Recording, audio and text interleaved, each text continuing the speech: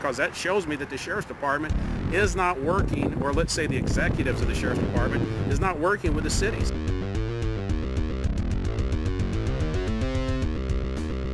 I appreciate that, and I'm getting to the end here.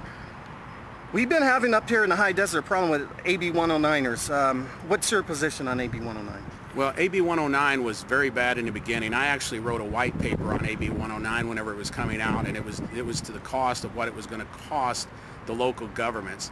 And I kind of consider myself a semi-expert in AB 109, and from the get-go, it's bad because those people need to be in prison. What they've done is just put the cost of these people back down onto the counties and to the cities.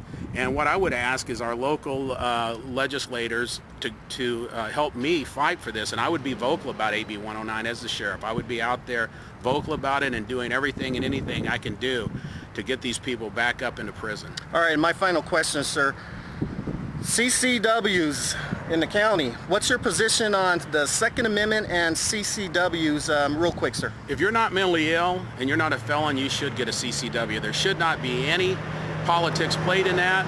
And, it's a Second Amendment right. It doesn't matter what I think about guns. It's what the Second Amendment says. I believe in open carry. I believe in carrying a concealed weapon.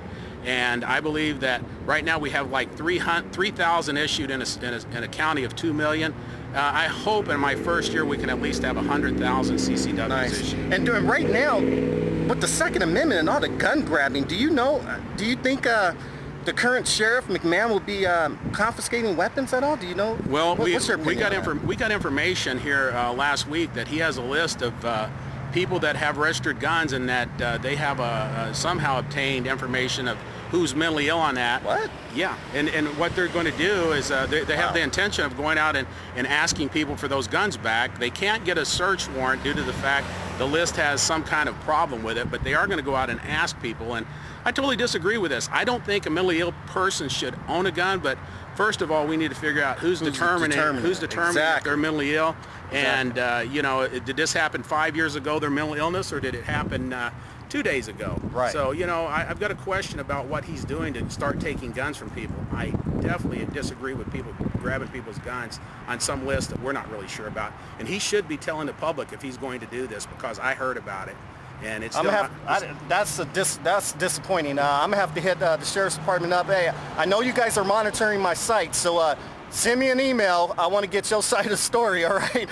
For Paul Schrader? Yeah, and I like people to come to my website, sheriffpaul2014.com. I'm sorry, can you plug? Yeah, that's all the information's on there. You can go to my blog. You can go to I have a radio show every Monday where they can call in and ask the sheriff on Definitely Blog Talk do that, Radio. Though. Get on it. Yeah, and I've had over 4,000 people. We've only had it in the last 5 weeks, but every Monday from 6 to 7, you can come on there and ask me any questions you want. You got to get active, people. You got to do it, no matter if you're on the left or right. This is the time. Yes.